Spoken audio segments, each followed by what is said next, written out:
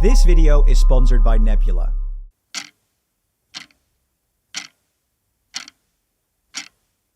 Ми звертаємось до Європейського Союзу щодо невідкладного приєднання України за новою спеціальною процедурою. The Commission recommends to the Council that Ukraine is given candidate status. The European Union future of Ukraine should never be in doubt. Dear Volodymyr, you are always very welcome here to Brussels. But 3 years later, and membership talks are stuck.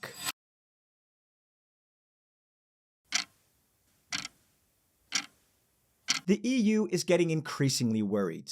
What might an end of the conflict actually look like?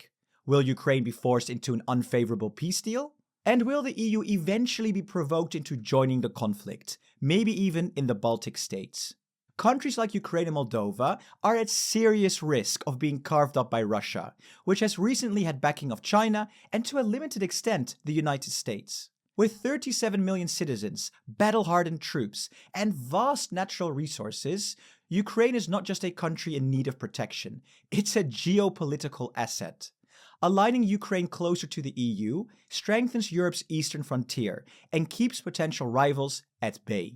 So a question that was posed almost 3 years ago is now back in focus in many European countries. Can Ukraine and Moldova finally join the EU? Ukraine first applied for EU membership just 4 days after Russia's full-scale invasion. Zelensky called for a special fast-track process, a shortcut to membership. And at first, things really did move fast. On June the 24th, just a few months later, the European Council granted candidate status to Ukraine and Moldova. Record time. But after that, not many records were broken at all. 3 years later, and Ukraine is still a candidate country, not much closer to membership than it was back in 2022. Now though, the pressure is back on. There's a renewed push to bring Ukraine into the Union. But to understand how we can bring Ukraine into our union quicker, we need to understand the EU membership process. The typical accession process is not easy. And if you've watched some of our previous videos, you'll know that cumulatively, countries waiting for membership have been in the queue for over 125 years, with some member states, like Turkey, waiting for over 30 years. But why does it take so long? Well, take a look at the 6-step process. First, application. The country has to formally apply for EU membership by submitting an application to the European Council. Then, assessment. The European Commission evaluates whether the country meets the Copenhagen criteria. You know, democracy, rule of law, human rights, and so on. Then, candidate status. If the Commission's opinion is positive, the country is granted candidate status. This requires unanimous approval from all the member states. Next, opening negotiations. A screening process is carried out by the Commission that reviews the candidate's laws to check compatibility with EU law. Then, after unanimous approval again, 35 policy chapters like agriculture and the environment are opened and closed, one by one, as the candidate aligns with EU standards. And each chapter needs unanimous approval from all EU member states. 35 chapters opened, 35 chapters closed, 70 chances for a veto. Then, the accession treaty. Once negotiations are finished, an accession treaty is drafted, and it must be approved once again. First by the European Council, unanimously, the European Parliament, and then the parliaments of all 27 member states. This can sometimes mean national referendums. Finally, when all approvals have been secured, the country becomes a full EU member on the date set in the treaty. Yes, it's a super long process, and Ukraine is currently stuck in step 4, the negotiation process. But here is the thing. None of the 35 negotiation chapters have been opened, let alone closed. Ukraine is still in the screening phase, a detailed review of its laws against EU standards, expected to last until autumn 2025. That's really slow, and politicians know it. Germany wants to speed things up. Macron's on board. The Nordics are pushing too, even writing to the Commission to accelerate the process. Even von der Leyen is hinting at membership by 2030. But is that timeline even realistic under the current process and requirements? We don't think so. Definitely not by 2030. The truth is, Ukraine still has serious gaps to close before meeting EU standards. First, corruption. Transparency International ranks Ukraine well below most EU members. There are risks around procurement, misuse of EU funds, and potential backsliding. Then there's agriculture. Ukraine is a farming giant. Joining the CAP could shake the system, with massive subsidies flowing to Ukrainian mega farms. And that will not sit well with many European farmers. Economic disparity is another challenge. Ukraine's GDP per capita is far below the EU average. It would instantly become a top recipient of EU funds, a very hard sell for net contributors like Germany or the Netherlands. And finally, the elephant in the room, the war with Russia. Integrating a country actively at war is a logistical and political minefield. Would EU troops eventually be drawn in? It's hard to say. But here is the thing, none of these issues are impossible to overcome. Yes, Ukraine has corruption, but so did Poland and Romania and others before joining. The EU has dealt with this before, and Ukraine has already launched major reforms and built tools like Prozoro and set up independent watchdogs. And agriculture? Yes, it's big, but the Common Agricultural Policy has handled that before too.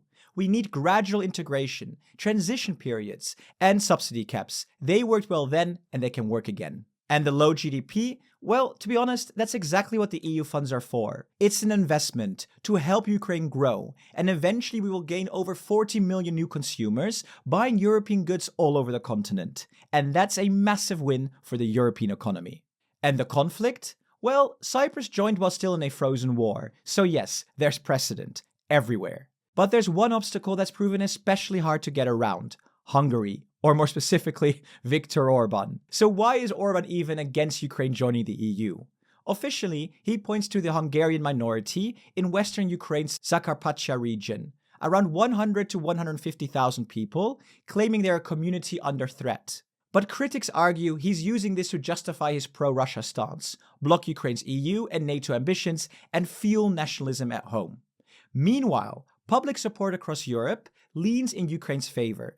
45% of EU citizens back its membership, 35% are against, and 20% remain undecided, according to a Euronews Ipsos poll. Both European citizens and politicians overwhelmingly support Ukraine accession. So how can we overcome these hurdles to actually make it happen? We think there are three main ways that the EU could use to fast-track Ukraine's accession process.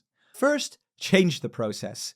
As mentioned earlier, Ukraine is now in stage 4. From this point onward, accession talk can be blocked multiple times, at the end of the screening process, when opening negotiation chapters, when closing them, and during the final ratification. If you add all of that up, Hungary alone could wield up to 72 vetoes. But here's the thing, that's not actually required. Article 49 of the EU treaty only demands unanimity at 2 points: when accession talks officially start and when the final accession treaty is signed. Everything in between can legally be decided by qualified majority voting. That means 55% of member states, representing at least 65% of the EU population, can move forward without needing everyone's approval. So let's drop that silly tradition of enforcing unanimity at every step and use QMV to close chapters and get on with it.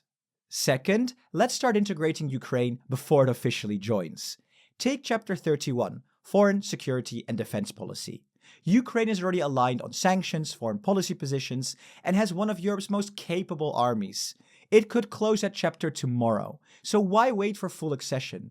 Give Ukraine a seat at the table for foreign policy, and maybe even a provisional vote. Integration should happen where readiness exists, not just when the paperwork is done. Third, we need to stop treating the process like it has to be strictly linear. Right now, the EU waits until all chapters are closed before even starting the ratification process. But that ratification normally takes years, because every national parliament has to approve it, and some countries might even hold referendums. Legally, though, there's nothing stopping the EU from drafting the accession treaty before all chapters are done. So let's do it! Draft the treaty by December 2025. That way ratification can begin while we're still closing chapters in parallel, saving super valuable time. Yes, it's all super ambitious, but with massive political will, there might be a way. This is what I think. We need Ukraine in the European Union as soon as possible. It's time to stop focusing only on short-term costs or the inconvenience of restructuring EU programs like the Common Agricultural Policy. We need to think long-term, we need to think geopolitically. What does Europe stand to gain? If you ask me, a lot. Around 40 million pro-European citizens fighting for our shared values with their very lives. Valuable raw materials fully integrated into our single market. A battle-hardened military that can help defend Europe's interests. Just look at drone technology alone. Ukraine and Russia are miles ahead, and the EU could learn a great deal from Ukraine's battlefield experience. And then there's the message to our adversaries. Every new member makes Europe stronger. A larger, more united Europe cannot be pushed around, not by the US, not by China, and definitely not by Russia. Ukrainians are trying to defend the values we claim to uphold. It is heartbreaking what they have to endure, while we remain on the sidelines. Therefore, we need to help them in this war. We need to help them rebuild, and we need to bring them into the Union. The war in Ukraine is something I've been following super closely. I genuinely believe its outcome will be pivotal for the future of Europe. And every month, one of my favorite creators, Real Life Lore, delivers incredible breakdowns of global events, with Ukraine always playing a major role. I especially love his series, War Room, which covers global conflicts with a new episode every month. The April episode really stood out. It explained in detail how Russian forces, with the help of North Koreans, managed to push Ukrainians out of Kursk.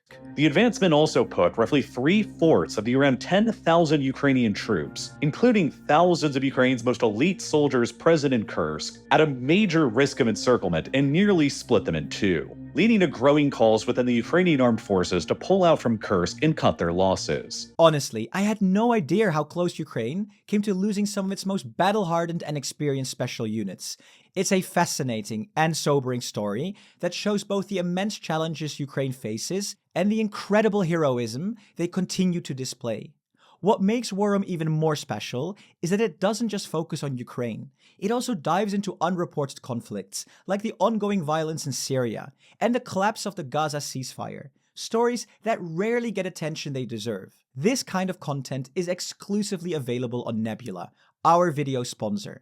Nebula is a creator-owned streaming platform made for people who want high-quality content without ads, without algorithms, and without distractions. It's where top creators post their best and deepest work, original series, extended versions of YouTube videos, and thoughtful deep dives you won't find anywhere else. Like War Room, or TLDR's WTF America, also called What to Follow USA, and much, much more. With my link, you can get 40% off Nebula. That's just $36 for an entire year, or $3 a month, at go.nebula.tv/EU made simple. So go and watch War Room now, and enjoy my videos ad-free, and dive into some of the best thoughtful content out there. Let us know what you think in the comments, and if you want to see how we could restructure the EU that could speed up Ukraine's accession, check out our video on a multi-tiered EU right over here. Thank you so much for watching, and see you in the next video.